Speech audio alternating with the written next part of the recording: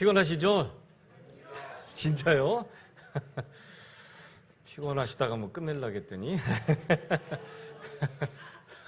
자, 썽썽하신 거 보니까 한 시간 자, 기도하고 시작하겠습니다. 하나님 감사합니다. 주일 오후에 또 하나님 말씀 배우고 하나님의 뜻을 이해하며 하나님의 뜻에 따라 살 수 있도록 시간과 건강 허락해 주신 것 감사합니다.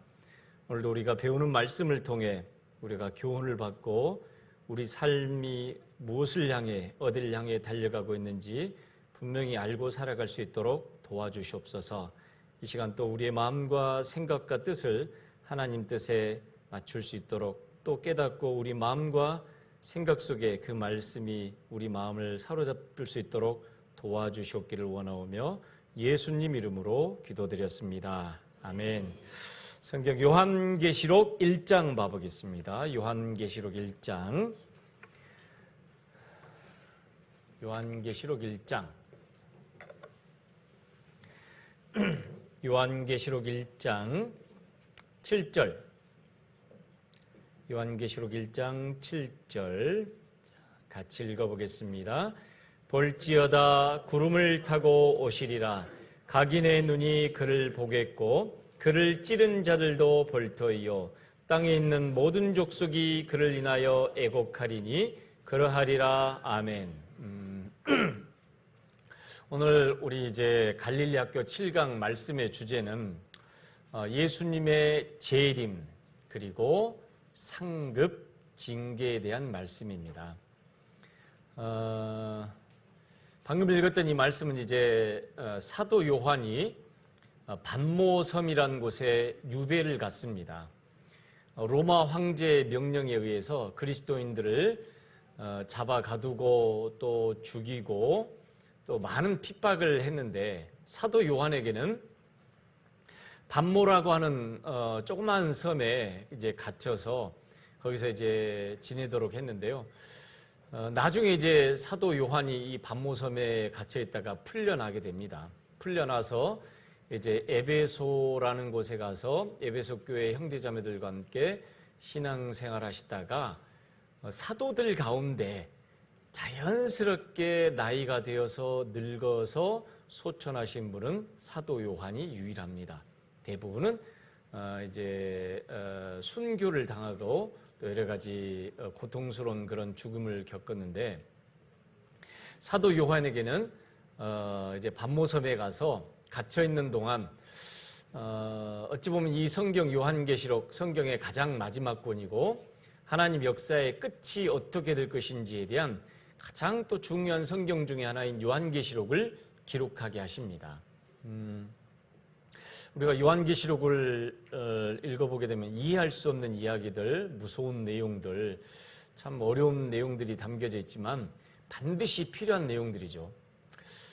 반모섬에서 사도 요한이 뭐 했을까? 아마 우리 같은 보통 사람 같으면 할 일도 없고 만날 사람도 없고 지루하고 해서 아마 스스로 낙심해서 뭐 인생을 끝내버릴 수도 있고 또 하나님을 원망하다가 그렇게 시간을 보낼 수도 있을 텐데 감사하게도 사도 요한에게는 앞으로 일어날 일들 그리고 천국과 지옥을 보게 하면서 그에게 가장 중요한 역할을 맡겼는데 그게 바로 요한계시록을 기록하게 하는 일이었습니다.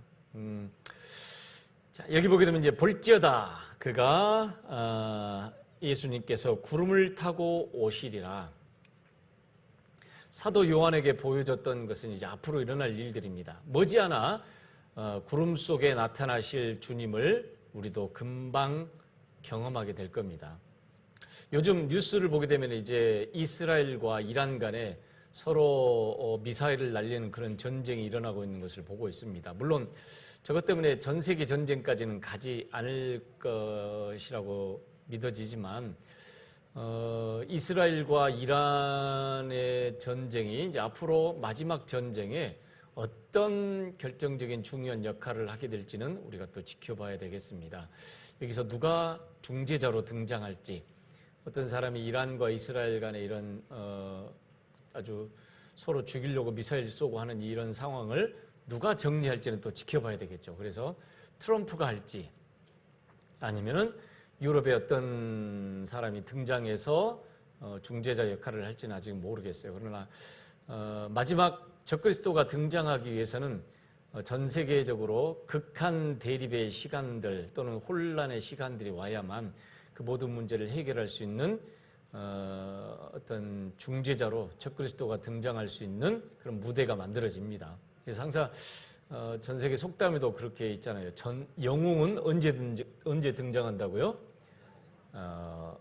전시에 영웅은 어려운 시기에 등장합니다. 그래서 정치적으로든 경제적으로든 민족적으로든 전쟁도 일어나고 막 여러 가지 막 전 세계적으로 어려운 상황이 일어나게 될 때 그 문제를 해결해 줄 수 있는 이제 영웅이 한 명이 등장할 텐데 우리가 알다시피 그건 이제 적그리스도라고 합니다. 그래서 요즘 뉴스를 보게 되면은 계속해서 연일 이스라엘과 이란 간에 미사일을 날리고 몇 명 죽었다 어떻게 됐다 하는 일이 일어나고 있는데요. 사실 불안한 것은 사실입니다. 또한 예수님의 재림이 그만큼 가까웠다라는 것, 얼마 남지 않았다는 걸 우리는 분명히 생각하고 우리에게 주어져 있는 하루하루를 그냥 아무 의미 없이 낭비하지 않고 잘 보람되고 알찬 시간으로 채워가야 되겠다라는 그런 시간이 되었으면 좋겠습니다. 자, 오늘 이제 7강인데요. 예수 그리스도의 재림, 예수님께서 2000년 전에 오셨을 뿐만 아니라 죽으시고 부활하시고 승천하셔서 다시 오시겠다라고 약속하셨는데 대신에 오실 때 어떻게 오시느냐? 도적처럼 오실 거다. 갑작스럽게 예고 없이 들이닥칠 거다라고 말씀하십니다. 물론 우리가 책에서나 봤던 그런 아주 유명한 도적은 예고하고 들어오잖아요. 누구죠? 궤도? 루팡? 그거 말고 모르시나요? 예? 아, 저 어렸을 때는 궤도 루팡이었는데. 예?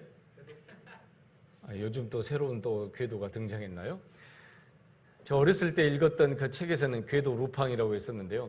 그 루팡이 그 뭐 어디에 어떤 뭘 내가 몇 시에 훔치겠다라고 이렇게 알렸는데 막 이제 막 경찰들이 막 초비상을 해서 몇 겹으로 싸우고 보안 시설을 했는데 희한해 그걸 온갖 기술과 변장하고 해가지고 그걸 성공하는 그런 책이 있었습니다. 그런데 자, 도적은 대부분의 도둑은 시간을 날리지 않고 옵니다. 갑작스럽게 전혀 예상하지 못할 때 준비되어 있지 않을 때 갑자기 들이닥쳐요. 예수님께서도 오실 때 어떻게 오시느냐? 도적같이 올 것이다 라고 말씀하셔요. 자, 요한계시록 16장 15절 잘 보이시죠? 같이 읽어보겠습니다. 보라 내가 도적같이 오리니 누구든지 깨어 자기 옷을 지켜 벌거벗고 다니지 아니하며 자기의 부끄러움을 보이지 아니하는 자가 복이 있도다. 예수님께서 내가 도적같이 올 것이다. 갑자기 들이닥칩니다. 그렇기 때문에 항상 준비하는 마음을 가지고 살아야만 됩니다. 물론 이것을 생각하고 살아간다는 게 사실 굉장히 피곤한 일이에요. 매일매일 오늘이 내 인생의 끝이다. 올해가 내 인생의 끝이다. 오늘 주님 오실 거다. 사실 이런 마음 갖고 살게 되면요. 한때는 막 그런 마음 가져오려고 막 애를 썼는데 어떨 때는 막 노이로제처럼 걸릴 수 있어요. 예수님 오늘 오시는데 나는 지금 내가 편안하게 이렇게 지금 학교에서 공부할 시간인가? 예수님 오늘 오신다고 내가 편안하게 밥 먹고 있어야 되나? 예수님 오시는데 내가 지금 이렇게 커피 마시 이렇게 놀고 있어야 되나? 이런 생각을 하게 되잖아요. 그럼 또 아무것도 못해요. 물론 이제 항상 예수님 오실 것을 준비하고 기다리고 살아야 되지만 그렇다고 해서 예수님이 오늘 당장 오시니까 내가 밥 먹는 거, 누구하고 약속 있는 거, 공부하는 거, 직장 생활하는 거, 뭐 마시는 거 이런 거 자체가 무의미하다라고 해버리게 되면 아무 생활도 못합니다. 그러나 분명히 예수님은 생각지 않았던 때에 갑자기 오실 수 있다는 걸 알고 늘 준비하라고 되어 있어요. 그래서 예수님께서 들이닥치셨을 때 벌거벗고 다니지 않도록 조심해라. 그러니까 전혀 준비되지 않은 상태에서 그러니까 완전히 무장해제해서 말 그대로 세상에서 이것도 조금 살고 내가 즐거운 것도 누리고 살고 하고 싶은 대로 살고 완전히 무장해제된 모습이죠. 그렇게 사는 것이 아니라 정말 하나님 앞에 죄에서부터 자기를 구별하고 또 교회와 함께 복음을 전하고 신앙생활하고 직장생활하고 늘 그것을 목표로 가지고 준비되어 있는 자세로 살아가야 될 것을 말씀하시는데 어찌됐든 도적처럼 오십니다. 갑자기 오실 거예요. 자, 마태복음 24장 42절부터 44절까지 또 같이 읽습니다. 그러므로 깨어있으라. 어느 날에 너희 주가 임할는지 너희가 알지 못하느니라. 너희도 아는 바니 만일 집주인이 도적이 어느 경점에 올 줄을 알았다면 깨어있어 그 집을 뚫지 못하게 하였으리라. 이러므로 너희도 예비하고 있으라. 생각지 않은 때에 인자가 오리라. 생각지 않은 때. 저도 제가 구원받고 나서 이렇게 쭉 돌이켜보게 되면은 막 구원받고 나서 한 3년, 군대에 가서 또 한 2년 반, 그리고 제대하고 나중에 이제 직장 잡기 또 한 3년, 그 정도 시간이 저는 제 인생에서 아마 가장 간절하게 예수님 곧 오시는데 내가 지금 이러고 있으면 안 되지 하고 막 마음을 졸이고 살았던 것 같아요. 근데 분명한 것도 그때보다는 지금은 또 그만큼 막 졸이고 살진 않아요. 해보니까 막 마음을 졸이고 산다고 해서 이게 결코 득이 되는 건 아니구나. 하지만 그렇다고 해서 마음 풀어놓고 살아야 되느냐? 그 말은 또 아니죠. 언제든지 주님 오시더라도 주님 오실 때 내가 주님 만나더라도 부끄럽지 않도록 매일매일 하루하루를 내가 오늘 내게 주어진 24시간을 뭘로 채우고 살아갈 건가?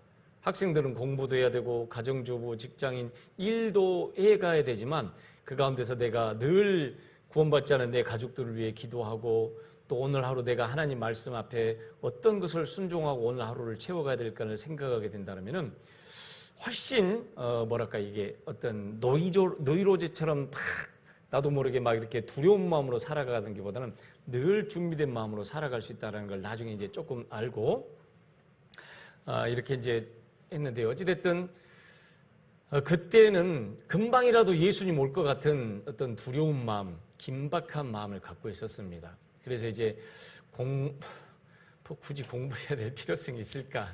또 뭐 직장 잡아서 막 죽어라고 일할 필요성이 있을까? 막 그런 생각이 드는데 그 생각도 또 옳진 않아요. 학생들은 최선을 다해서 공부해야 되고 직장인들은 최선을 다해서 직장에 어떤 열심히 하면서 그러나 그 모든 목적이 이제 전도하고 교회에 함께 봉사하고 또 교제하고 하나님 우리에게 주신 해야 될 다양한 일들이 있기 때문에 그걸 해야 될 시간으로 만들어야 됩니다. 네. 그래서 이제 군대에 갔을 때는 지난번에도 말씀드린 것처럼 빨리 제대를 했으면 좋겠다. 왜냐면은 군대에서 이제 교제도 없고 만날 형제자매들도 없고 지금처럼 뭐 전화기가 있는 것도 아니고 인터넷이 있는 것도 아니고 말씀도 못 듣고 그러다 보니까 이제 정말 답답한 상황들이 이어지니까 제발 제가 제대할 수 있기만 해달라고 기도를 했던 것 같아요. 군대 생활하다가 예수님 오셔버리면 너무 억울하잖아요. 그죠? 그때는 뭐 그래서 주일마다 이제 저는 이제 저기서 이제 교회를 가까이 갈 수가 없으니까 그때 이제 제가 경상남도 합천에서 군대 생활을 했는데요. 거기서 한번 버스 타고 만약에 주일날 교회를 간다 그러면 외박을 끊어야 되고 누가 면회를 오겠어요. 외박 보내주겠어요. 외박 해도 제일 가까운 데가 그때 마산, 창원 거기가 교회가 있었던 것 같은데 그때 거기까지 가는데도 한 3-4시간 걸릴 것 같고 그래서 이제 주일 아침에 교회 간다라고 이제 고참들한테 허가를 받아서 이제 그 근처에 있는 일반 교회를 갔습니다. 일반 교회 갔는데 뭐 뻔하죠. 아시다시피 뭐 찬송하고 기도하고 뭐 목사님 설명할 때 저는 이제 그냥 맨 뒤에 앉아서 제가 혼자 조용히 성경만 봤어요. 아무도 눈치 안 보고 누구한테 터치를 안 받고 조용히 저 혼자 성경만 보다가 딱 예배 끝나면 이제 돌아왔는데 그때 드렸던 기도 제목이 주님 곧 오실 텐데 그러니까 너무 답답한 거예요. 2년 반 동안 교제도 못하고 형제자매들도 못 만나고 말씀도 못 듣고 너무 답답해서 막 빨리 제대만 했으면 좋겠는데 어떤 목사님은 그걸 못 참고 탈영한 분이 있었어요. 누군지는 말씀 못 드립니다. 재밌어요. 그 얘기 보면. 너무 재밌어요. 죄송합니다. 그만큼 열정이 있었어요. 막 이제 신병 2등병 자대 배치 받아가지고 한두 달 있다가 막 고참들 전도했어요. 고참들이 그 말 듣겠어요. 막 때리고 구타하고 예수 환자 왔다 그러고 분명히 우리는 전하면 될 것 같은데 안 들어주거든요. 막 맞고 안 되고 그러니까 몇 개월 지나니까 더 이상 전도도 못하고 안 되고 또 말씀도 못 들으고 답답하니까 어떤 목사님이 못 견디고 탈영을 해버렸어요. 나중에 잡혀서 다시 들어갔어요. 들어갔다가 정상적으로 제대했습니다. 지금 이제 열심히 전도를 하고 다니셔요. 누군지 묻지는 마시고 하여튼 어쩔 수 없어요. 그런데 그때는 정말 막 예수님이 금방 오실 것 같았었어요. 근데 벌써 지금 그때로부터 거의 한 40년이 지나버려서 어떨 때는 이러다가 어떤 분은 이러다가 나중에 늙어서까지 안 오시면 어떡하지? 이렇게 생각하시는 분도 있고 그러나 분명한 것은 우리의 시간과 하나님의 시간은 같아요? 틀려요? 달라요. 반드시 오십니다. 하나님 약속대로. 베드로후서 3장 봐보겠습니다. 베드로후서 3장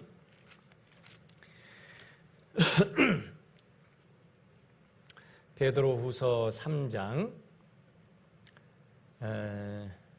8절 9절 같이 읽어보겠습니다.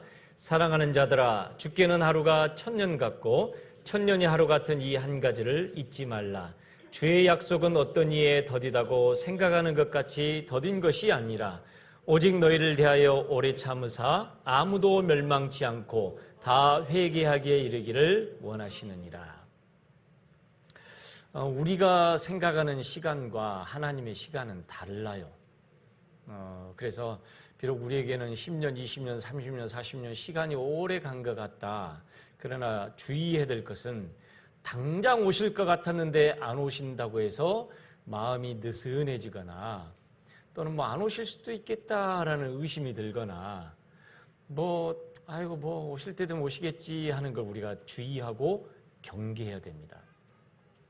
주의하고 경계해야 돼요. 오늘이라도 언제든지 주님 오실 수 있다는 걸 우리는 늘 생각하고 살아가야 되는데 근데 문제는 그 날과 그 시를 모릅니다. 그래서 예수님께서 내가 도적같이 올 것이다. 그렇기 때문에 깨어서 준비하고 있으라라고 말씀하셔요. 주님은 지체하지 않으신다고 말씀하셨는데 히브리서 10장 37절 같이 읽습니다. 잠시 잠깐 후면 오실 리가 오시리니 지체하지 아니하시리라. 지체 안 됩니다. 긴 것 같아도요. 우리 인생 돌이켜놓고 보면 짧아요. 맞죠? 우리 인장의 어르신들 어때요? 인생 짧습니까? 깁니까? 짧아요. 짧습니다. 긴 것 같죠? 절대 길지 않습니다. 돌이켜놓고 보면은 그 많았던 시간들, 그 많았던 기회들을 내가 뭐하고 보냈을까? 나중에 후회하지 않도록 한꺼번에 모든 일을 다 할 수 없지만은 분명한 목표와 방향을 정해놓고 조금씩이라도 우리가 그 방향을 위해서 움직이고 일을 해가야만 됩니다. 또 요한계시록 22장 7절 또 같이 읽습니다. 보라 내가 속히 오리니 이 책의 예언의 말씀을 지키는 자가 복이 있으리라 하더라. 속히 오십니다. 잠시 잠깐 오면 물론 히브리서나 요한계시록이 기록된 지 벌써 이제 2000년이 넘었어요. 인간의 역사를 놓고 보게 되면은 정말 긴 수천 년의 시간이 지나도록 예수님이 오시지 않았기 때문에 이 예수님이 재림하신다라는 이 말씀이 진짜냐, 진짜로 일어날 거냐 그렇게 생각할지 모르지만 만약에 지금까지 기다리시지 않았다라면 어떻게 됐을까요? 우리가 구원받을 수 있는 기회가 없었을 거예요. 주님은 여전히 하루를 천년같이, 천년을 하루같이 한 사람이라도 더 구원받게 하기를 위해서 기도하고 계십니다. 물론 끝까지 가는 건 아니죠. 한정없이 되는 것이 아니라 로마서 11장 말씀처럼 이방인의 충만한 수가 들어오기까지 이스라엘의 더러는 완악하게 되었다라고 하셨던 말씀처럼 하나님이 정해놓으신 이방인들 가운데 구원받은 숫자가 채워지게 되면 인간의 역사는 끝납니다. 우리가 이걸 믿을 수 있는 이유가 있습니다. 왜요? 하나님이 그렇게 말씀하셨기 때문에. 다른 게 아니에요. 비록 시간이 더딘 것처럼 보이고 세상은 온갖 난장판이 되는 것처럼 보이고 또 예수님은 더디 오는 것처럼 보여서 예수님이 진짜 오실까 안 오실까 의심도 되고 의문도 생길지 몰라도 그럼에도 불구하고 우리가 확실히 믿을 수 있는 가장 중요한 이유는 뭐 때문일까요? 하나님이 말씀하셨기 때문에 그래요. 가장 확실한 보증입니다. 하나님이 말씀하셨기 때문에. 또 요한계시록 22장 20절 같이 읽습니다. 이것들을 증거하신 이가 가라사대 내가 진실로 속히 오리라 하시거늘 아멘 주 예수여 오시옵소서. 이미 예수님은 금방 오겠다. 잠시 잠깐이면 올 것이다. 속히 올 것이다. 늘 이런 마음을 갖고 우리가 어떤 자세로 살아야 될 것인지 말씀하셨습니다. 절대로 지체하지 않습니다. 금방 오십니다. 자, 그래서 우리는 살아가는 동안에 우리가 어떤 시대에 살아가는지 그 시대의 표적을 분명히 이해해야 돼요. 마태복음 16장 2절부터 3절까지 예수께서 대답하여 가라사대 너희가 저녁에 하늘이 붉으면 날이 좋겠다 하고 아침에 하늘이 붉고 흐리면 오늘은 날이 굳겠다 하나니 그 다음 빨간 부분 같이 읽까요?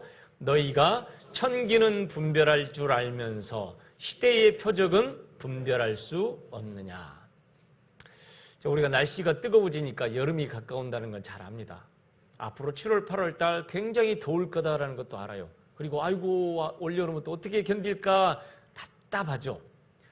자, 이게 이 세상의 어떤 날씨라든지 다가오는 계절은 금방금방 분별하면서 우리가 살아가는 이 시대의 표적은 왜 구분하지 못하느냐. 시대의 표적 마태복음 24장에 나와 있잖아요. 제자들이 예수님에게 나가서 예수님의 재림과 세상 끝에는 무슨 징조가 있겠습니까? 우리 시대에 일어나고 있는 일들, 온갖 어떤 환경 파괴와 온갖 질병과 전쟁과 온갖 죄악들이 가득하고 많은 어떤 문제가 갈수록 일어나고 있는 이 시대에 가장 확실한 징조 중에 하나인 이스라엘을 통해서 일어나고 있는 것들을 우리는 뉴스로 지금 보고 있잖아요. 수천 년 전에 예언해놨던 그 말씀들이 우리 눈으로 매일매일 뉴스를 통해서 성경을 보고 뉴스를 보면서 성경대로 이루어져 가고 있는 것을 우리 눈으로 보고 있습니다. 시대의 표적들입니다. 어떤 바이러스가 또 등장해서 코로나와 같은 그런 팬데믹 현상이 또 등장할지 모르고 어떤 기상이변이 일어나서 수많은 사람들이 또 사망을 할지도 모르고 갑작스러운 전쟁과 갑작스러운 문제로 인해서 또 많은 혼란이 일어날 수도 있고 그런데 이런 일들은 우리가 뉴스를 통해서 접하고 듣고 보고 있습니다. 시대의 표적입니다. 왜 시대의 표적을 분별하지 못하느냐.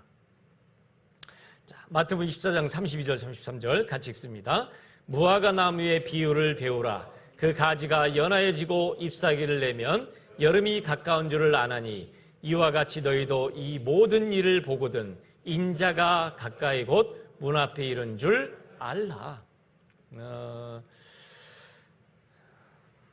사실 이제 우리가 세상에 살다 보면은요 얼마든지 우리도 세상의 마음을 빼앗길 수 있고 또 하나님과 상관없이 내가 원하는 대로 내 뜻대로 내 생각대로 살 수 있습니다. 그러나 우리가 이스라엘에 대한 말씀, 이스라엘을 통해서 실현되는 예언을 보게 되면은 내가 지금 이렇게 살면 안 된다는 걸 분명히 알게 돼요. 아, 지금 이렇게 살면 안 되겠다. 정신을 차려야 되겠다. 조금 더 열심히 해야 되겠다. 열심을 내야 되겠다.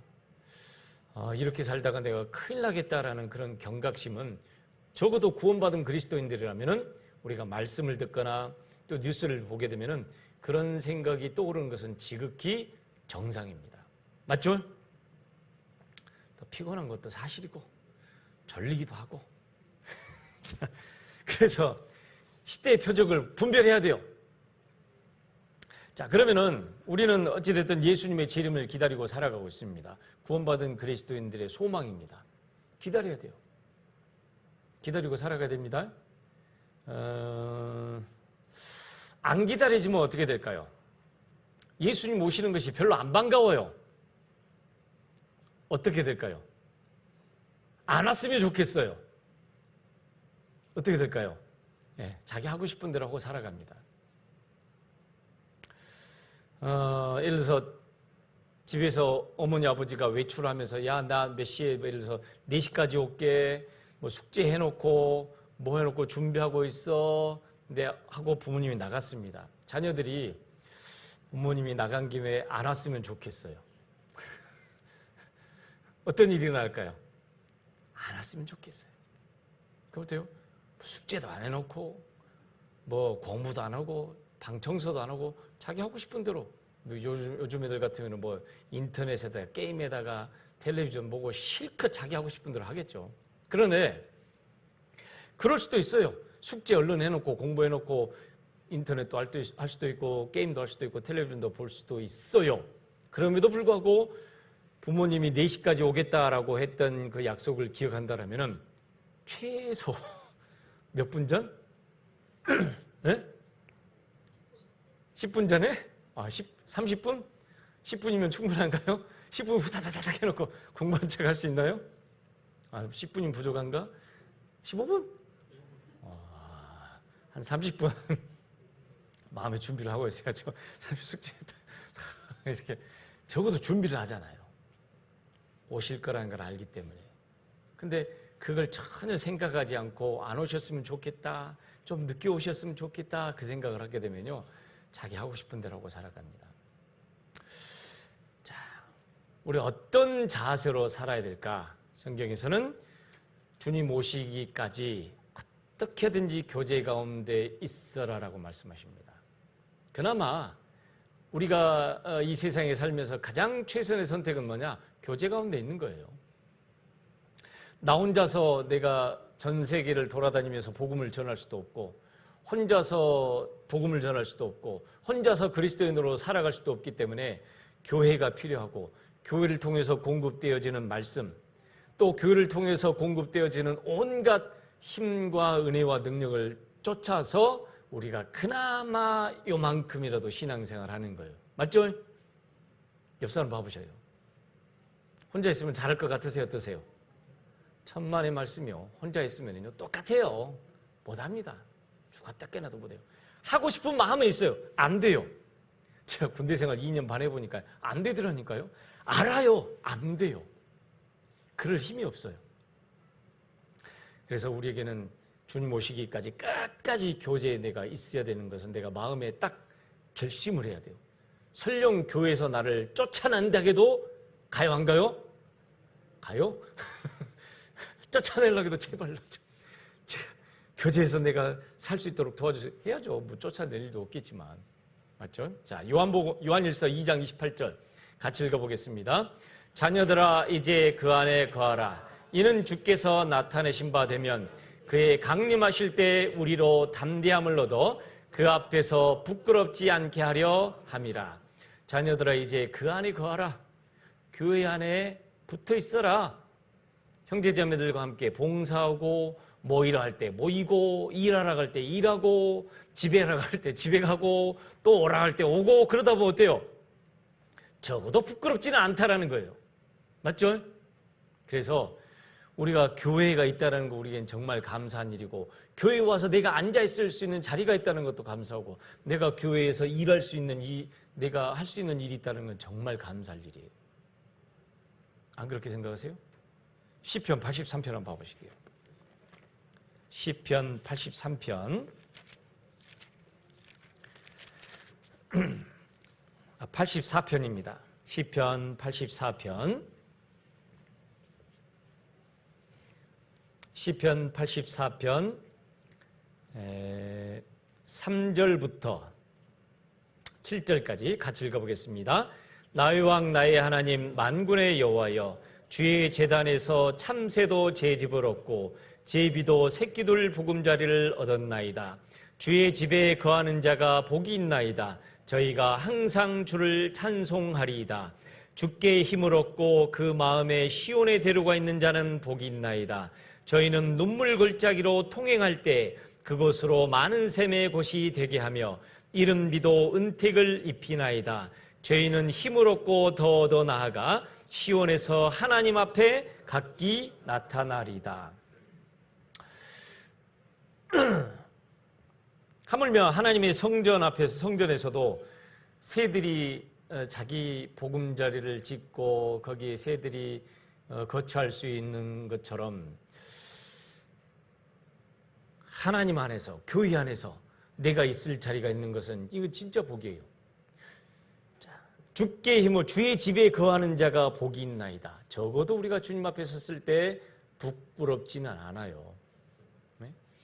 근데 이제 어떤 연유에선지 구원받았음에도 불구하고 교제 오기를 꺼려하고 교회에 더 적극적으로 들어오기를 꺼려하고 그냥 방관자처럼 손님처럼 한다라면 사실은 우리가 하나님 앞에 사실 부끄러운 모습으로 서게 될 거예요.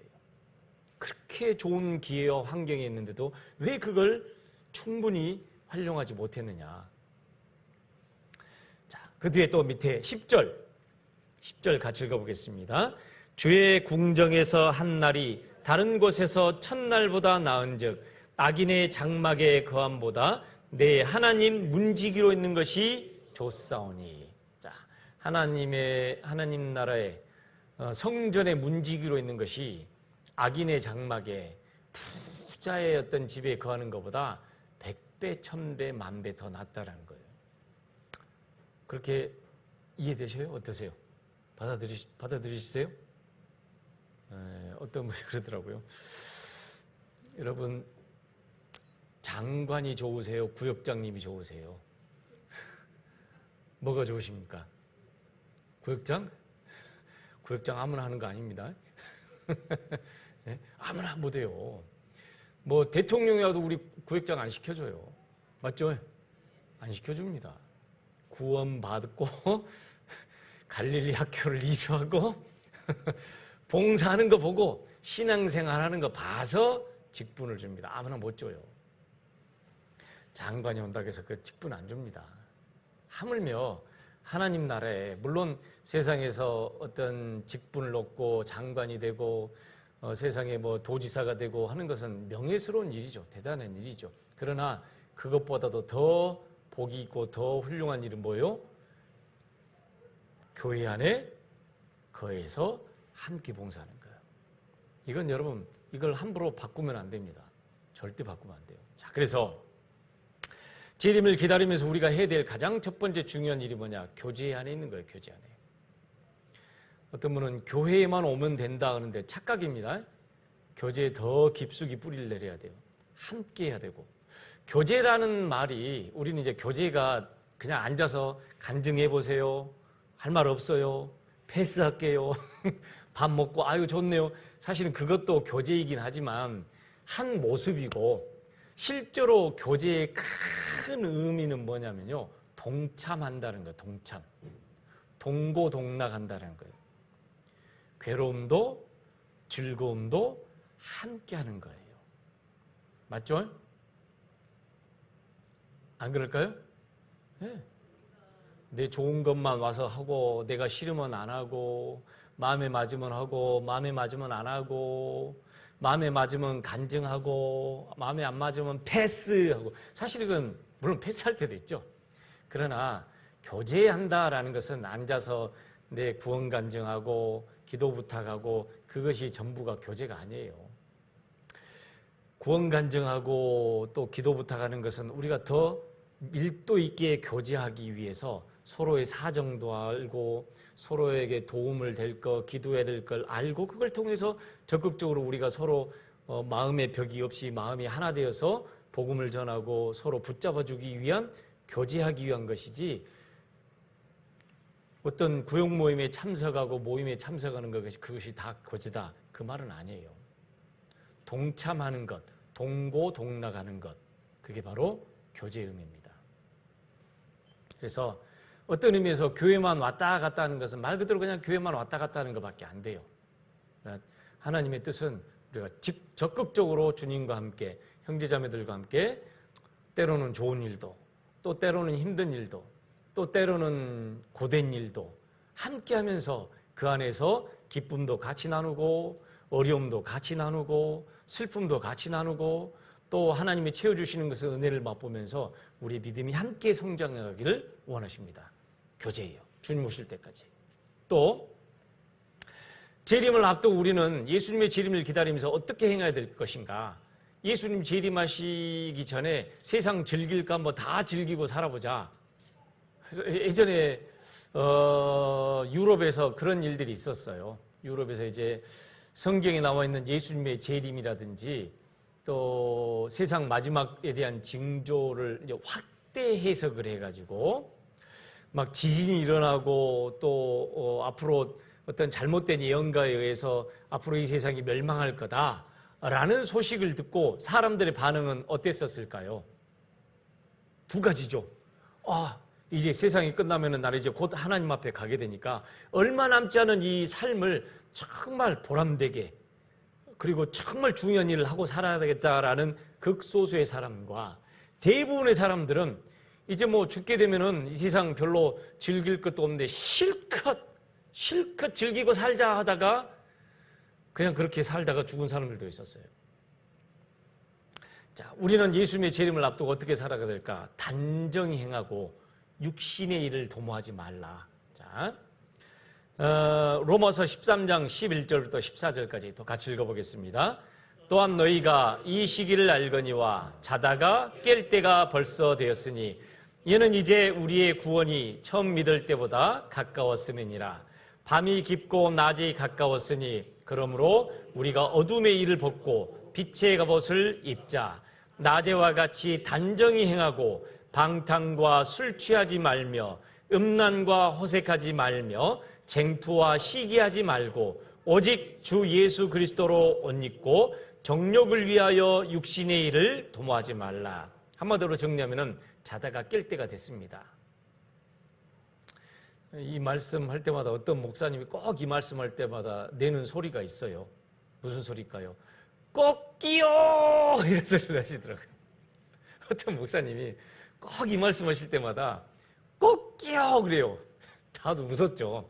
웃는 동안에 잠 오신 분도 펄쩍 깨고 뭔 소리지? 아침에 닭이 울면 그 닭 소리에 깨잖아요. 맞죠? 우리가 하나님의 말씀을 듣고 세상에 일어나는 뉴스를 볼 때마다 잠 깨야 돼요. 졸리신 분 계셔요? 잠을 깨십시오. 제가 그래서 꼭 끼요를 했습니다. 졸려 죽겠죠. 어쩔 수 없어요, 이건. 자, 한마디로 말하면 단정행해라. 낮에와 같이 단정행하고 정욕을 위해서 육신의 일을 도모하지 말라. 세상에서 우리가 직장 생활도 열심히 해야 되고 돈도 열심히 벌어야 되지만 그 목적이 부자가 되기 위해서 또 돈 벌어서 막 해외여행 다니고 세상에서 막 즐겁게 신나게 온갖 것을 즐기고 누리기 위해서 살아보기 위해서 그런 것이 아니라 어때요? 신앙생활 잘하기 위해서. 그죠?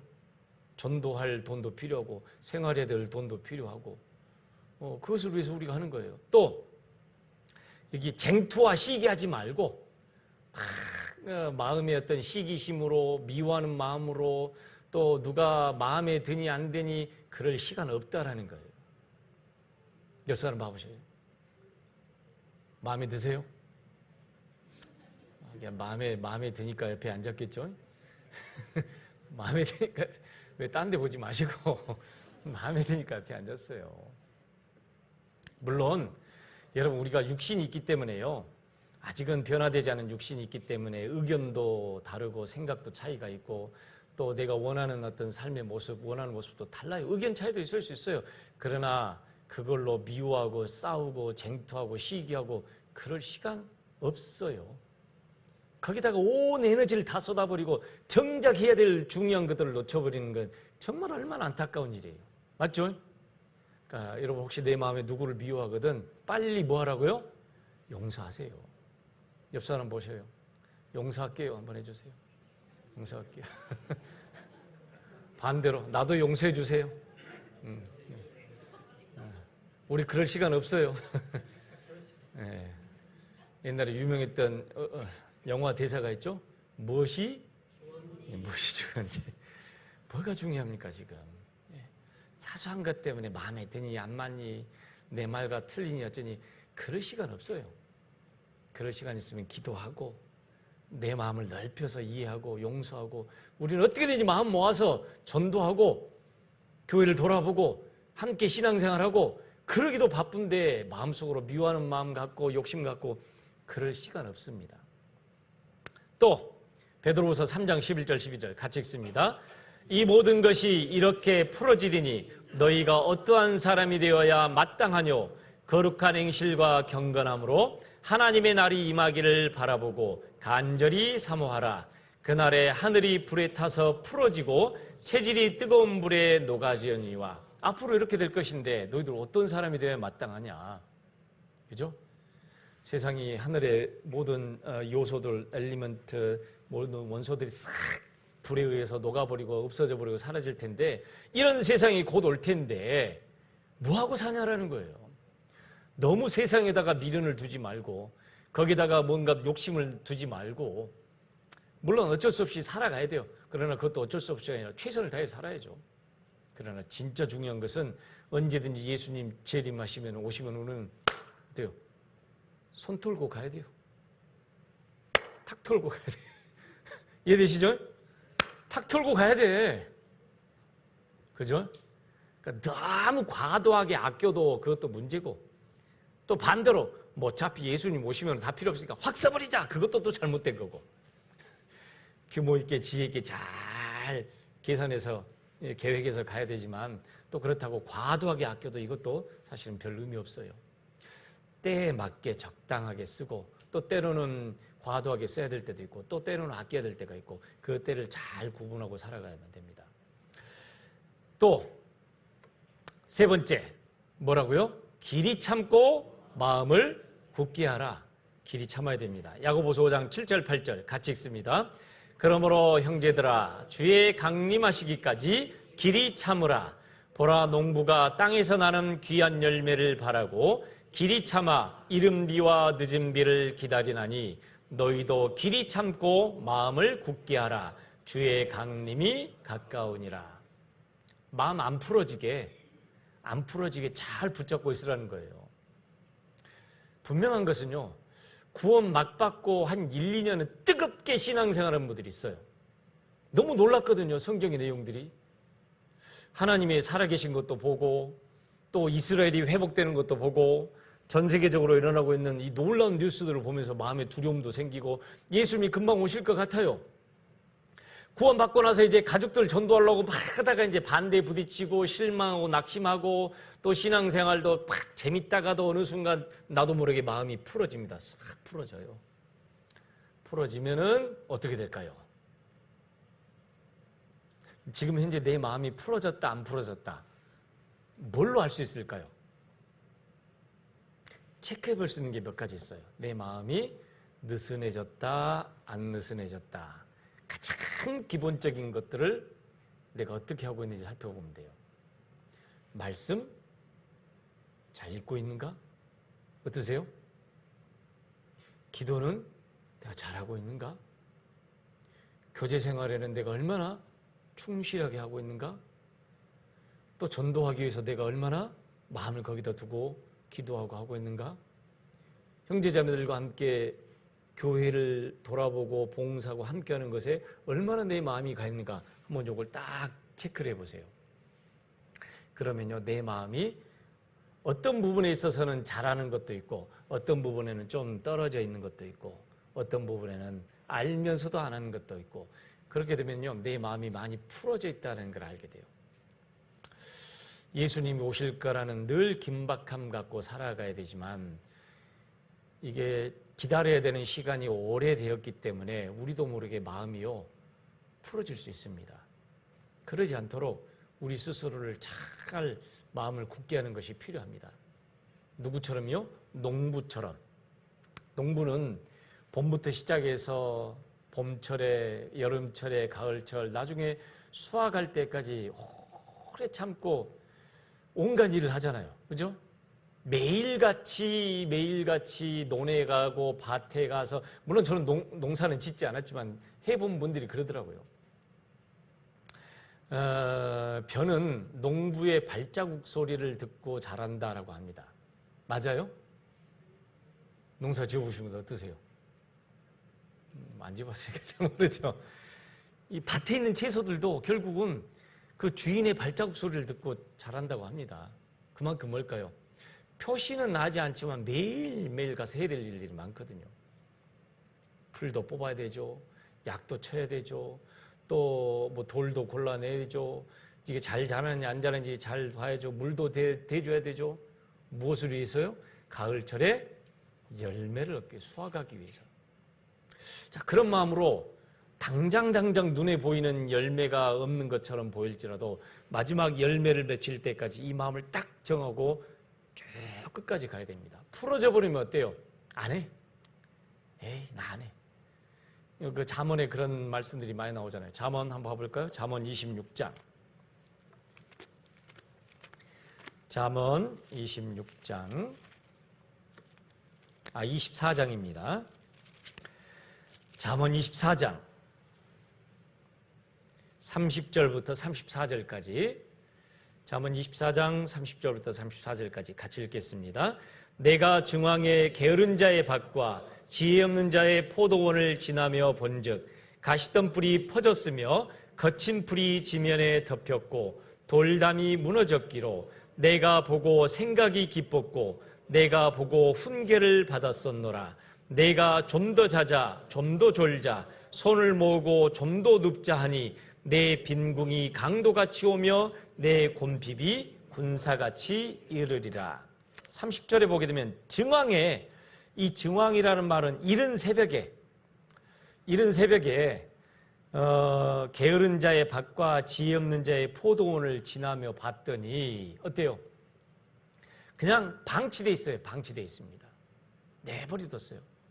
가시던 뿔이 펴져 있고 풀들이 자라 있어서 모든 영양분을 다 거기에 빨아가고 있는데도 그걸 제거할 생각도 또 밭을 정리할 생각도 없이 그렇게 살아갑니다. 그러니까 어때요? 좀 더 자자 좀 더 졸자 손을 모으고 좀 더 눕자 하니 내 빈궁이 강도같이 곰핍이 군사같이 이르리라. 우리가 우리의 마음이 풀어지지 않도록 내 삶을 돌아보고 내가 무엇을 위해서 살아가는지, 오늘 하루를 나에게 허락하신 이유가 무엇인지 늘 우리가 생각하고 살아간다면 적어도 무의미하게 보내는 하루는 분명히 없습니다. 하다못해 기도를 할 수도 있고 성경을 읽을 수도 있고 묵상하고 뭔가를 해야죠. 자, 우리가 어떻게 살았느냐에 따라서 하나님은 상급을 준비해 놓고 계셔요. 예수님이 재림하시면 구원받은 그리스도인들에 대한 심판대가 따로 있습니다. 요한계시록 21장에 보게 되면 백보자 심판대, 즉 구원받지 않은 사람들이 지옥에 가는 심판대가 있지만 성경에는 구원받은 그리스도인들을 위한 심판대가 있다라고 말씀하십니다. 로마서 14장 10절, 자, 또 같이 읽겠습니다. 내가 어찌하여 내 형제를 판단하느뇨? 어찌하여 내 형제를 업신여기느뇨? 우리가 다 하나님의 심판대 앞에 서리라. 섭니다. 그래서 우리 각인이 자기 혀로 자기를 하나님 앞에 직구합니다. 내가 구원받은 이후에 어떻게 살았는지 내 입이 나도 모르게 녹음기 풀어놓듯이 쫙 풀어져요. 사실은 놀랍고 두렵고 부끄러운 일들이 내 입에서 나옵니다. 부끄럽죠. 맞죠? 그런 거 생각해보면 내가 다른 형제자매들 판단할 시간이 있어요, 없어요? 판단할 시간 없어요. 하나님 보고 계신다 뭐라 할까요? 너나 잘해라, 너나 잘해. 그러지 않을까요? 옆 사람 한번 봐보세요. 한번 해보세요. 너나 잘하세요. 죄송합니다. 제가 잘할게요. 그러시죠. 네. 제가 잘할게요. 저 따라오십시오. 제가 잘할게요. 네. 죄송합니다. 네. 판단할 시간 없어요. 네. 너는 왜 그러냐? 그런 말할 시간 없어요. 네. 나를 돌아보고 다른 사람의 모습을 통해서 또 교훈도 받고 잘하는 사람의 모습을 통해서 본받을 것도 받고 아 저렇게 되겠구나 저렇게 하면 안 되겠구나. 근데 꼭 사람들은요 그래도 나는 나보다 못하는 사람도 있어. 그러면 안 돼요. 그냥 하나님 앞에서 내가 한 것들 그대로 다 토설해냅니다. 또 고린도서 5장 10절 같이 읽습니다. 이는 우리가 다 반드시 그리스도의 심판대 앞에 드러나 각각 선악간에 그 몸으로 행한 것을 따라 받으려 함이라. 구원받은 이후에 우리가 잘한 것도 있고 잘못한 것도 있어요. 잘한 게 많을까요? 잘 못한 게 많을까요? 네? 잘하는 게 많아요? 보면은 잘한 것은 몇 개 생각 안 나고요. 내가 이걸 했어야 되는데 또 못했다. 이랬어야 되는데 또 못했다. 그 후회되는 것들이 참, 저도 저를 봤을 때 그런 것들이 많아요. 알면서도 하기 싫어서 하는 것도 있고, 맞죠? 알면서도 해야 되는 줄 아는데 또 미룬 것도 있고, 나중에 하지 뭐. 누군가는 하겠지. 이런 것도 있고. 어찌됐든 하나님 우리의 행동에 따라, 우리가 무엇을 했느냐에 따라서 심판을 하십니다. 그 심판이 지옥 가는 심판이 아니라 상급을 주셔요. 상급을. 자, 각각 선악간에 그 몸으로 행한 것을 따라서 심판하십니다. 그래서 고린도전서 3장 14절 15절 우리가 지난주에 배워봤던 대로 같이 읽어보겠습니다. 만일 누구든지 그 위에 세운 공력이 그대로 있으면 상을 받고 누구든지 공력이 불타면 해를 받으리니 그러나 자기는 구원을 얻되 불가운데서 얻은 것 같으리라.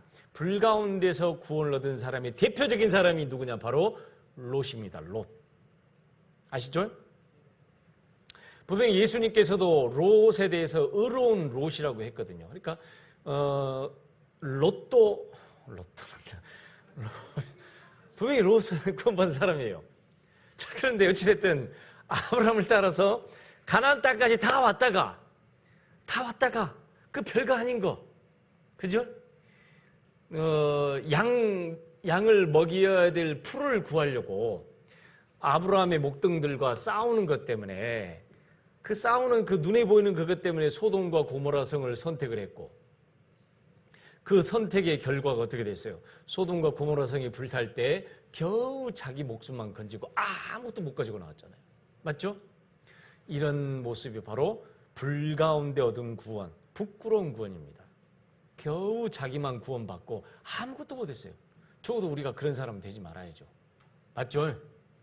잘못한 것도 많지만 적어도 우리가 하나님 앞에 섰을 때 벌거벗은 것처럼 부끄러운 나만 겨우 구원받고 아무 한 일도 없이 그렇게 하나님 앞에 서서는 안 됩니다.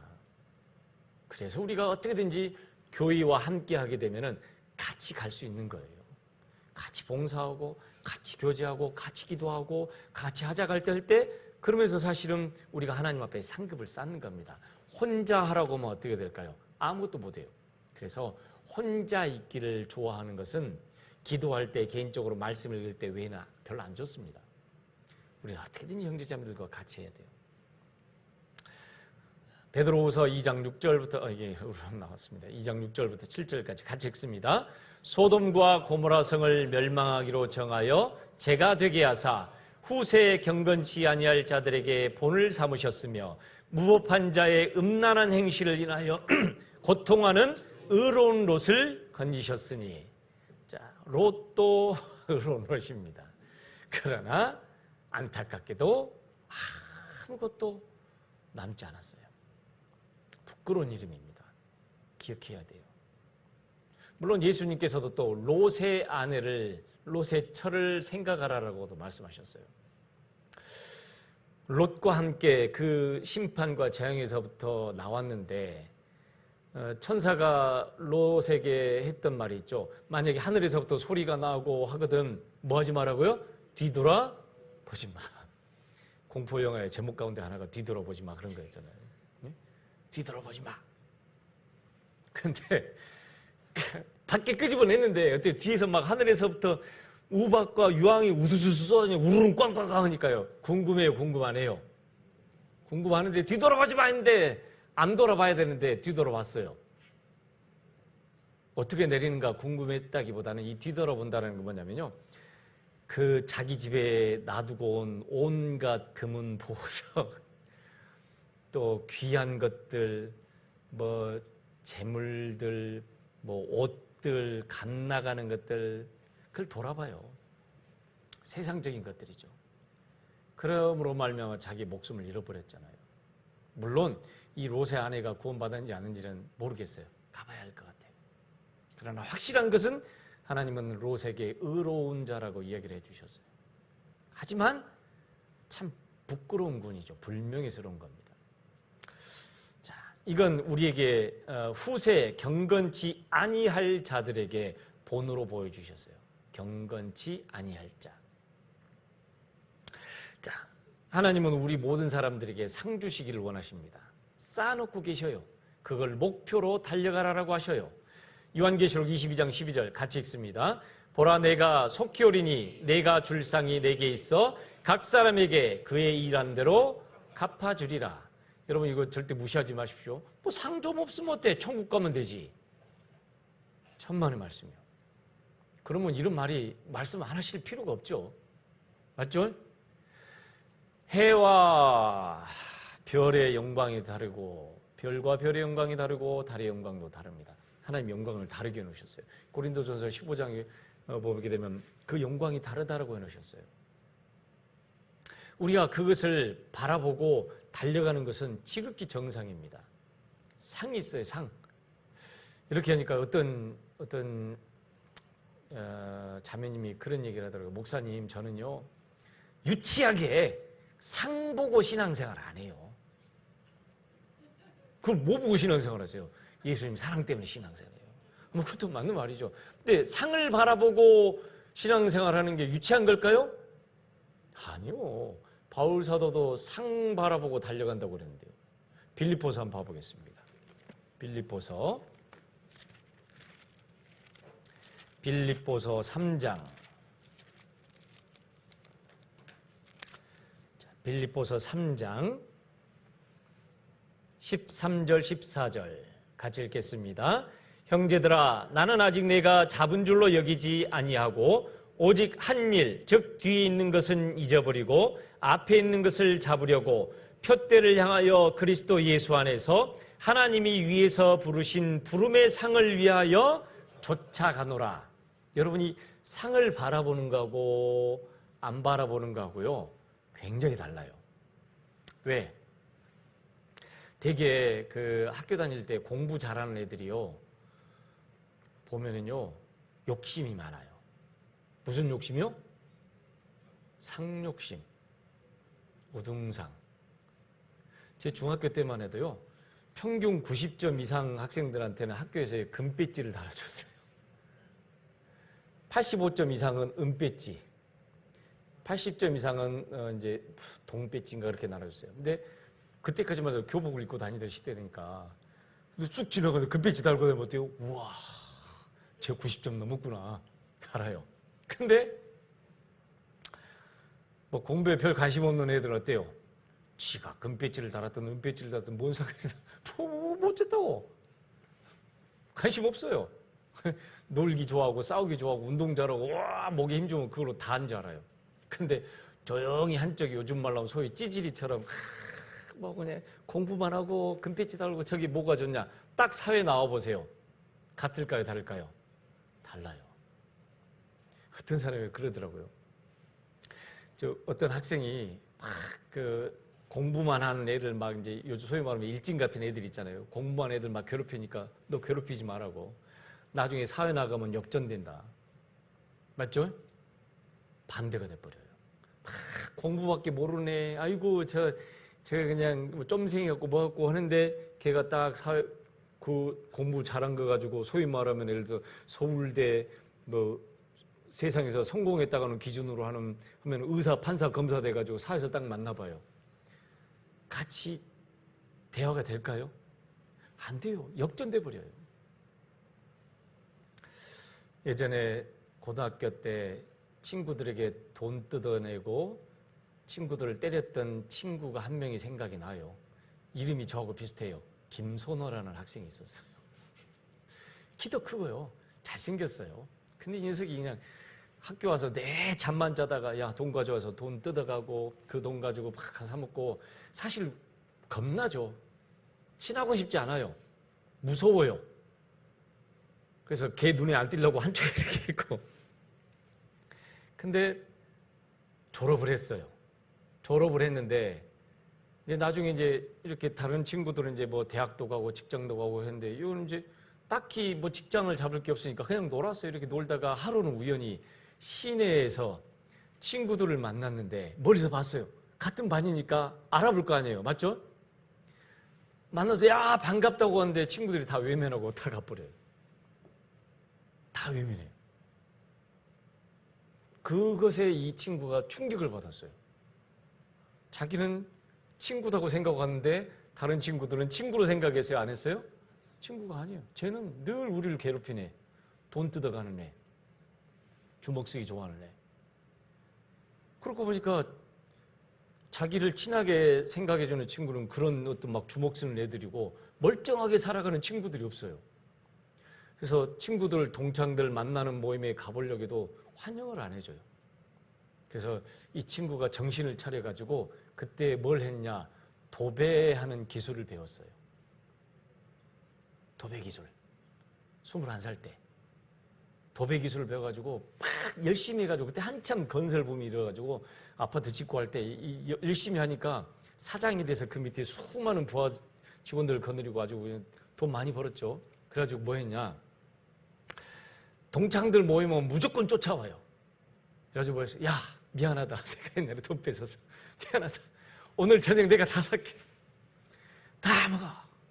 한참을 그러니까 나중에 어때요? 친구들이 아, 얘가 진짜로 옛날 우리가 알고 있던 그 김선호가 아니구나 하고 받아줬어요. 지금은 이제 잘 지내더라고. 뭔 얘기하다 여기까지 갔을까요? 뭔 얘기하다 여기까지 갔을까요? 몰라요. 막 세상에서 막 좋은 것 같은데 나중에 그 결과가 다 드러납니다. 자, 우리가 일한 대로 살아온 대로 하나님이 갚아주셔요. 당장 편하게 내가 하고 싶은 대로, 내가 하기 싫은 대로 안 하고 하고 싶은 대로 산다고 해서 그 결과는 고스란히 우리가 당합니다. 그런데 그때 별로 뭐 소위 말하면 찌질이처럼 막 안경 쓰고 힘도 별로 없고 운동도 별로 못하고 그러니까 인기가 별로 없어요. 그런 애들은 그냥 죽으라고 공부만 하더라고. 근데 야, 도대체 쟤들은 무슨 재미로 저렇게 공부할까 하는데 딱 나중에 고등학교 졸업하고 대학교를 가고 그 아이들이 직장을 잡고 딱 하면서 처음에는 비슷하게 간 것 같았던 우리 같은 나이의 또래의 친구들이 삶이 어떻게요? 점점 벌어져요. 너무 큰 격차가 나더라고요. 아, 이건 누구를 탓할 수가 없어요. 각자 본인들이 선택하는 거구나. 자, 다니엘서 12장 3절 같이 읽습니다. 지혜 있는 자는 궁창의 빛과 같이 빛날 것이요 많은 사람을 옳은 대로 돌아오게 한 자는 별과 같이 영원토록 비치리라. 하나님이 영원한 영광으로 우리를 갚아주십니다. 사실 이게 상상이 안 가요. 어떨 때는. 어떤 상급을 준비하셨고 내가 받을 상은 얼마나 될까? 하나님이 나를 위해 준비해 놓은 것은 얼마일까? 그거 확 눈에 드러난다면 더 열심히 할 텐데 저도 잘 모르겠어요. 근데 어찌됐든 별과 별의 영광이 다르고 해와 달과 별들의 영광이 다른 것처럼 하나님이 그 상급도 각자 다르다라고 해놓으셨어요. 다릅니다. 자, 그래서 고린도후서 4장 17절 18절 같이 읽습니다. 우리의 잠시 받는 환난에 경한 것이 지극히 크고 영원한 영광에 중한 것을 우리에게 이루게 함이니 우리의 돌아보는 것은 보이는 것이 아니요 보이지 않는 것이니 보이는 것은 잠깐이요 보이지 않는 것은 영원함이니라. 그렇기 때문에 이 상이 목표가 분명하면은요 옆에서 하든 안 하든 상관 있을까요 없을까요? 상관없어요. 상관없습니다. 내가 상을 받아야 될 분명한 목적이 정해져 있잖아요. 주변에 영향 안 받아요. 근데 이 상이 아니고 그냥 누가 봐서 아유 뭐 난 하기 싫어 하면 그래? 에이 하지 말자. 나도 안 해요. 나만 죽어라고 공부하는 것 같고 다른 애들 다 노는 것 같죠? 그러면은 공부 1등 하는 애들이 왜 나만 공부해? 다른 애들처럼 나도 공부 안 해야지. 그럴까요? 아니요. 다른 애들 공부하든 말든 나는 상 받고 싶어. 나는 1등 하고 싶어. 그 목적 때문에 더 열심히 하잖아요. 신앙생활도 마찬가지예요. 우리는 어찌됐든 서로서로에게 영향을 주고받고 살아갑니다. 어쩔 수 없어요. 잘하는 사람이 있을 수도 있고 나를 방해하는 사람, 나에게 걸림되는 사람이 있을 수도 있어요. 그러나 잘하는 사람이 도움을 주면 또 고맙기도 하고 신앙생활 못하는 사람이 나를 걸려 넘어지게 하고 문제가 되게 할 수도 있지만 그게 내가 주님을 위해 상을 목표를 향해 달려가는데 걸림돌이 돼요, 안 돼요? 될 수가 없어요. 그건 문제가 아니에요. 잘하면 같이 힘내서 가는 거고, 못하면 권면해서 같이 가져가는데 안 되면 우리가 어떻게 할 수 없어요. 하지만 최선을 다해서 나는 잘하든 못하든 나는 열심히 달려가는 거예요. 그게 뭐예요? 상을 향해, 표대를 향해 달려가는 삶이에요. 옆 사람 봐보셔요. 또 같이 가면 좋죠? 네, 같이 끝까지 열심히 내서, 그죠? 오케이, 이제 저를 보세요. 근데 사람 마음이 이상해요. 나만 하는 것 같아. 그죠? 다 자기들 놀러 다니고 나만 하는 것 같아. 그러면 어떻게 입이 이만큼 왜 나만 해야 돼? 그래서 상이 필요한 거예요. 그래, 저 상 보고 가자. 옆에서 같이 하면 좋고 더 힘나고. 그런데 한 사람, 두 사람 일이 빠지고 저리 빠지고 안 하고 나만 남은 것 같아서 기분이 별로 안 좋아요. 나만 모든 일을 하는 것 같고 힘든 것 같고 죽을 것 같고, 다른 사람은 왜 안 해? 그럴 필요 있어요, 없어요? 그럴 필요 없어요. 나는 내게 주어진 대로 내가 할 수 있는 만큼 상을 향해서 달려가는 거예요. 왜? 주님이 나중에 다 갚아주셔요. 각자 한 만큼. 자, 만약에 우리가 하나님의 뜻대로 살지 않으면 어떻게 될까요? 징계가 있습니다. 징계. 상 주시려고 우리를 징계하셔요. 자, 징계의 원인은 죄와 육신 때문인데, 자, 잠언 15장 10절 같이 읽습니다. 도를 배반하는 자는 엄한 징계를 받을 것이요 견책을 싫어하는 자는 죽을 것이니라. 도를 배반하는 자, 그러니까 하나님의 말씀을 버리는 자는 엄한 징계를 받을 것이고, 구원받은 그리스도인들에게도 징계는 여러 모양으로 옵니다. 다스려 가시는 거죠. 잠언 16장 22절 또 같이 읽습니다. 명철한 자에게는 그 명철이 생명의 샘이 되거니와 미련한 자에게는 그 미련한 것이 뭐라고요? 징계입니다. 미련한 것도 징계랍니다, 여러분. 스스로 내가 왜 이렇게 바보 같을까 그런 생각 안 드세요? 들 때가 있어요. 알고도 불순종해요. 맞죠? 하지 말아야 되는데 또 해요. 그걸 보고 에이 미련한 놈, 스스로 그래 본 적 없으세요? 저만 그래요? 저만 그럽니까? 우리가 어떨 때는요, 참 내가 나를 봐도 답답할 때가 있어요. 맞죠? 그냥 확 해버리면 되는데 이거 고민하고 저거 재고 이러고 생각하다가 아무것도 못하고 막 고민만 하다가 시간만 가버릴 때가 있어요. 그럴 때 보다 보면 아이고 내가 참 미련하구나. 근데 사실은 그 미련한 것도 때로는 뭐예요? 징계입니다. 아무리 귀에다 대고 이렇게 살면 안 돼요 해도 못 알아먹어요. 참 우리가 그걸 놓고 우리 자신을 놓고 스스로를 위해서 기도를 해야 돼요. 하나님의 말씀을 들을 때 정말 학자처럼 잘 알아먹게 하나님 내 귀를 열어주세요.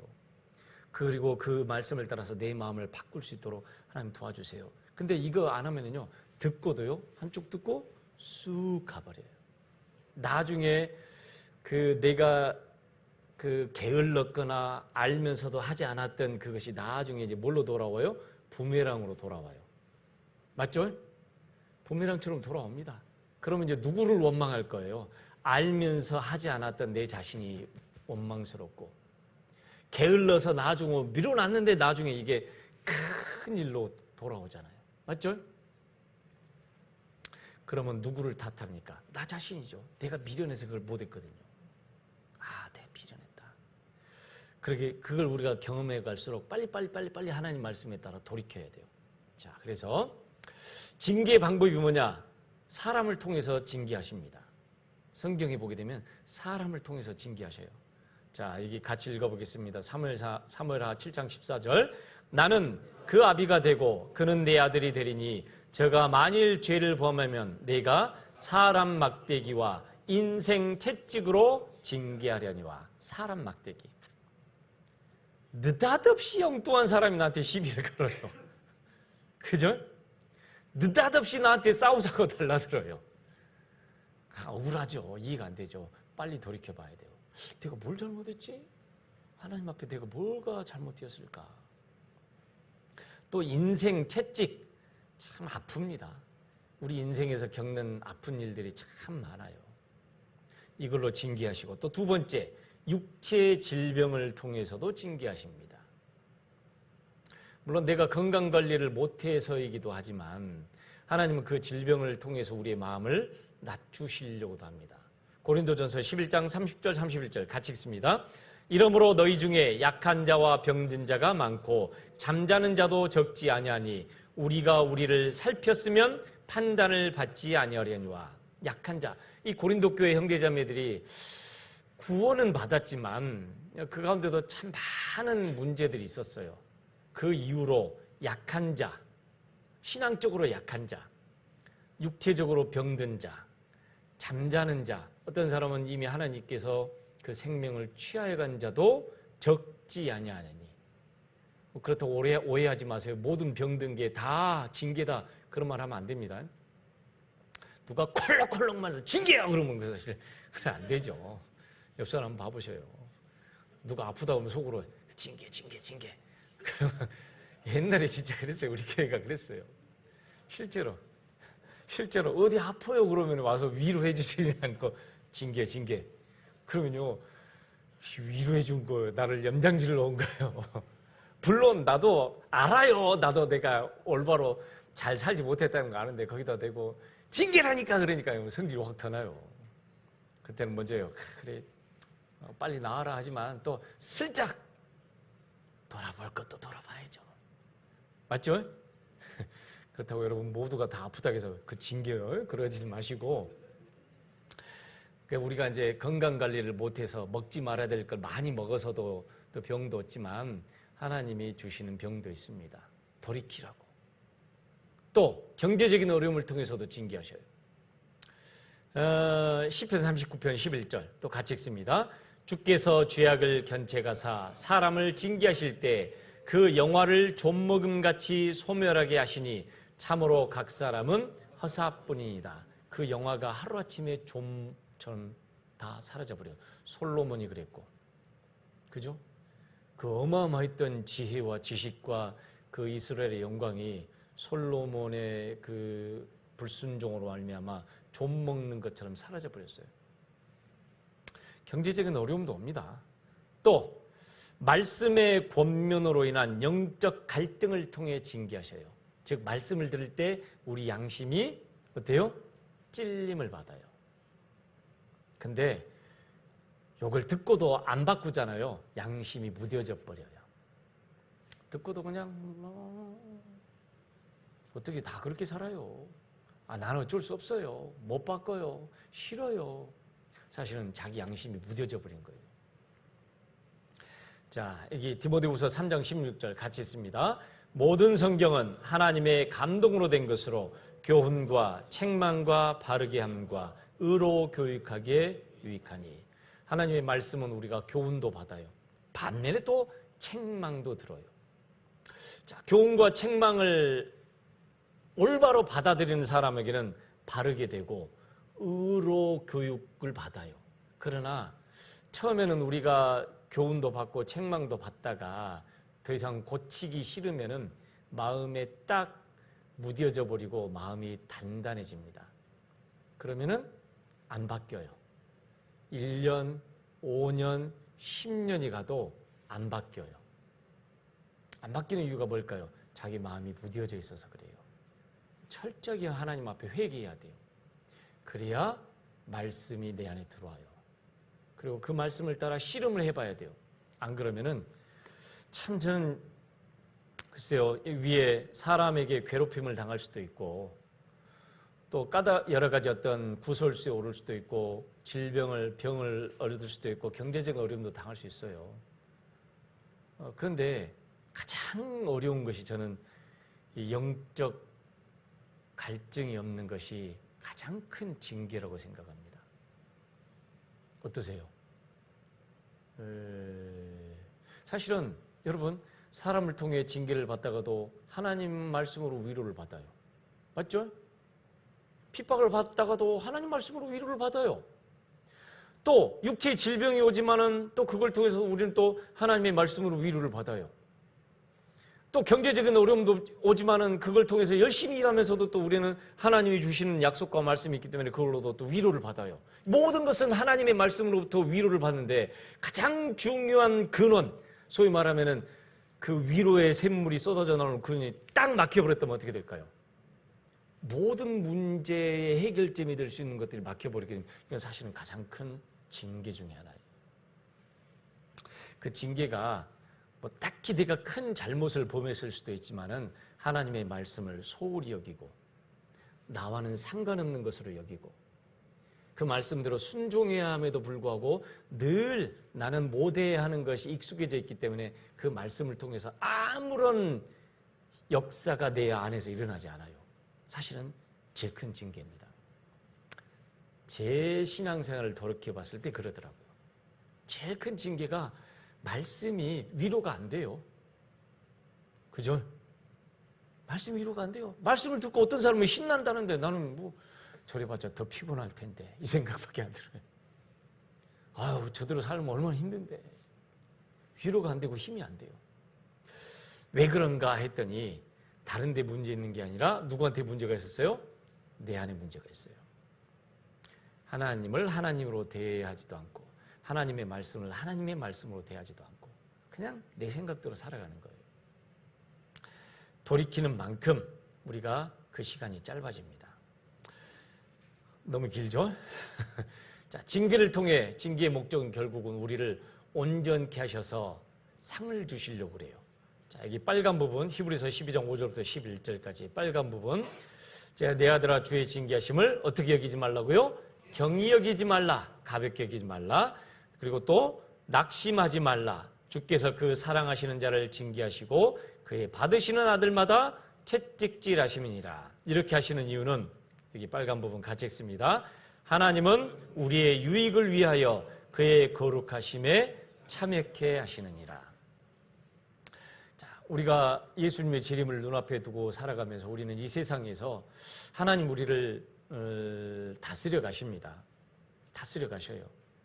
그렇기 때문에 내가 마음에 생각하는 것, 마음에 품고 있는 것, 삶의 방식이 하나님 말씀이 합당치 않으면 말씀으로 깨우치게 하시고 또 때로는 이런저런 여러 가지 고난과 징계로 우리 마음을 하나님께로 낮추게 만들고 그리고 그걸 통해서 우리가 하나님 앞에 순종함으로 하나님과 함께 갈 때 하나님 상급과 영광으로 우리에게 돌려주시겠다라고 말씀하고 계셔요. 그러니까 내버려 두지 않습니다. 내버려 두지 않아요. 이런 얘기 했더니 어떤 분이 그러더라고요. 아, 괜히 구원받았다. 내 삶이 좀 피곤할 것 같다. 아, 이제 나 죽었구나. 어떤 분이 그러더라고요. 근데 죽지는 않아요. 신앙생활이 우리가 하나님의 은혜를 깨달을수록 늘 즐겁지는 않지만 그래도 그 어려움과 피곤함과 곤란함을 이길 수 있는 즐거움과 기쁨이 하나님의 말씀에서 그리고 교회를 통해서 형제자매를 통해서 공급을 해 주십니다. 이해되시죠? 늘 즐겁다는 거 아니에요. 맞죠? 여러분 앉아있는 시간 괴로우시죠? 아닌가요? 힘들어지고 저도 빨리 끝내고 싶은데 정리는 해야 될 거 아니에요? 어떻게 힘들어요. 막 졸음도 막 이겨가면서 꼬집어가면서 사실 쉽지는 않아요. 그러나 그런 것들이 쌓여서 또 어느 날 하나님의 말씀이 내 안에 진짜 위로가 됐을 때 하나님의 약속이 내 안에서 위로가 되고 내 안에 힘이 되었을 때 아, 진짜 하나님 우리에게 능력과 힘과 위로를 주시는 분이구나 하는 걸 알게 돼요. 이걸 경험해 갈수록 우리가 신앙생활하는데 자신감이 생깁니다. 자, 그래서 7강 이제 마지막 한 강 남았습니다. 예수님의 재림을 기다리고 살아가고 있고 이 세상 살아가는 동안에는 그리스도인으로서 합당하게 상급을 위해서 살아가야 되고 또 옳지 못한 것은 하나님이 여러 가지 방법을 통해서 우리를 교훈해 가시고 가르쳐 가시고 올바르게 세워 가시는 일을 하고 계십니다. 이해되시죠? 기도하겠습니다. 하나님 은혜 감사드립니다. 하나님과 상관없이 내 생각대로 살아왔던 저희들을 이렇게 불러주셔서 살아계신 하나님을 알려주시고 우리가 마땅히 가야 될 길을 늘 가르치시고 깨닫게 해주시는 하나님, 우리가 비록 깨닫는 것도 더디고 이해하는 것도 더뎌서 우리가 변화도 부족하고 또 성장하는 것도 느리지만 우리가 결코 우리를 포기하시지 않은 그 하나님의 은혜를 믿고 기다리며 우리가 주님의 말씀을 따라 함께 따라가고자 합니다. 주님, 우리를 인도하심을 믿고 우리를 돌보심을 믿고 그 말씀에 따라갈 때 때로는 힘들고 어렵고 피곤한 일들 생기지만 그럴 때마다 하나님이 주시는 위로와 능력으로 우리가 이 모든 것을 능히 극복해 나갈 수 있도록 하나님 도와주시고 인도해 주시옵소서. 머지않아 오실 주님 앞에 설 때 부끄럽지 않는 우리 형제자매님들 되도록 하나님 도와주시고 인도해 주시옵소서. 우리 모두 다 하나님 앞에 큰 상급과 영광을 받을 수 있는 우리 포항남북교회 식구들 되도록 도와주시옵소서. 예수님 이름으로 기도드렸습니다. 아멘.